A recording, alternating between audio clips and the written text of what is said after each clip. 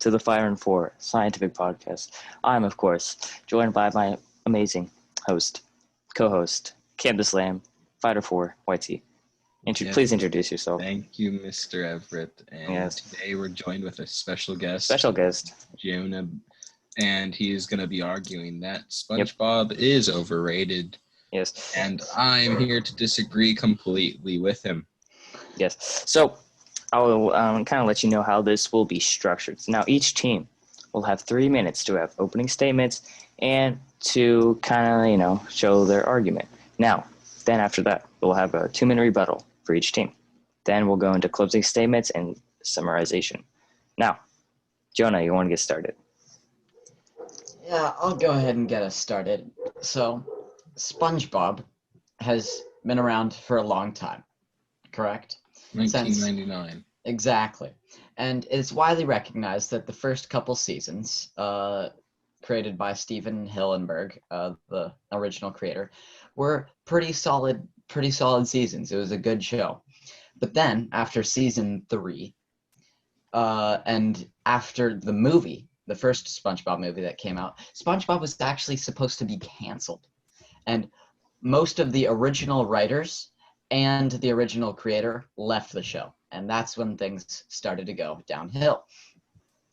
You have writers who are amazing at their jobs. So Steven Hillenburg, obviously. And then also Dan Povenmire wrote for this show. He went on to found Phineas and Ferb. He wrote for The Simpsons. He wrote for Family Guy. Very talented writer. And after the creator left, he saw the writing on the wall, and he left too because he knew it was not going to have the same quality. And he went on and founded another great show, Phineas and Ferb.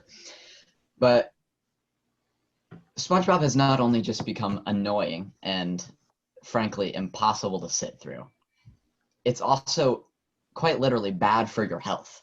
A 2019 study done by the Seattle Children's Research Institute found that children of kindergarten and preschool age who grew up watching SpongeBob actually scored up to 10% lower on cognitive tests than people who did not watch SpongeBob. So quite literally, SpongeBob makes you stupider.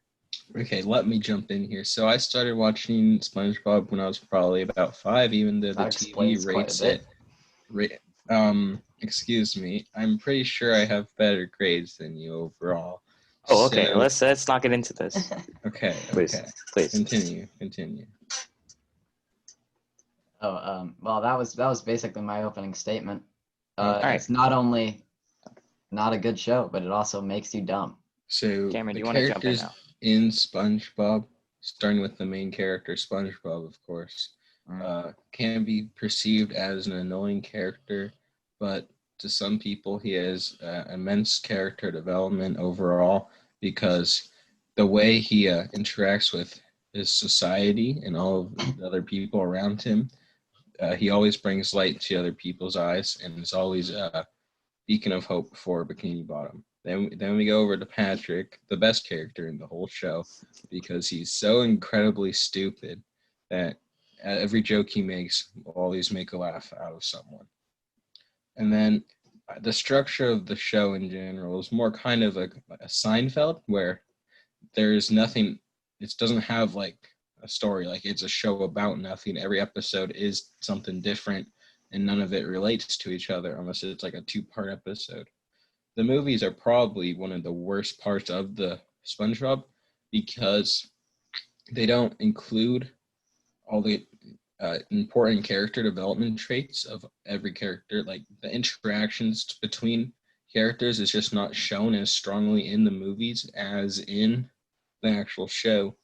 But in the show, it has gotten worse, but some of the newer episodes are better than old ones. So in my opinion, it's not overrated and better than some other shows.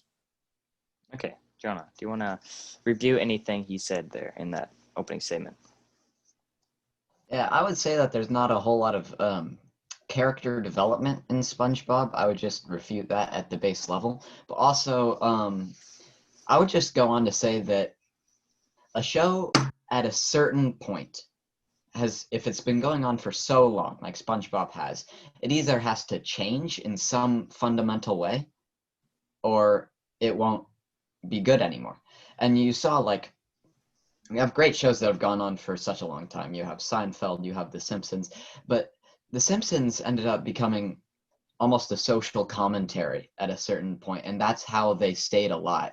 In the newer seasons, they almost gave up a lot of the key storylines that because they were running out of ideas. So they started making fun of the world and giving a new perspective on society.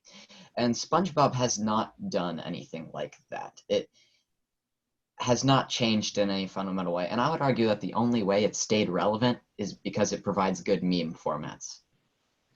Well, not only that, it is a show for kids, so it has to be more on the simple side because the kids won't understand the true meaning behind an episode of The Simpsons or some of the jokes in there. But with SpongeBob, they'll relate to a lot of the character development or just characters in general, and how to it's a good show for people that age to watch. Okay. Not according to the 2019 study that says it makes you stupid. Once again, Exactly. I am pretty sure I'm not entirely stupid, so Well, you were jury's probably still out on that. watching the older seasons. It's gotten worse as it progressed. This was a 2019 study. This is the most recent. Watch it. I still watch it here and there. Here and there. Here and there. Interesting. Now, is that Cameron? You want to refute anything he said in his argument or his rebuttal? Well, I kind of forgot what he said. It wasn't very impactful. Wow. Okay. Wow. That's all. Yes.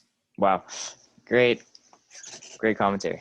Yeah. Now, Jonah, do you want to, summarize your arguments and make your point again? Absolutely. In my argument, I have stated facts. Not just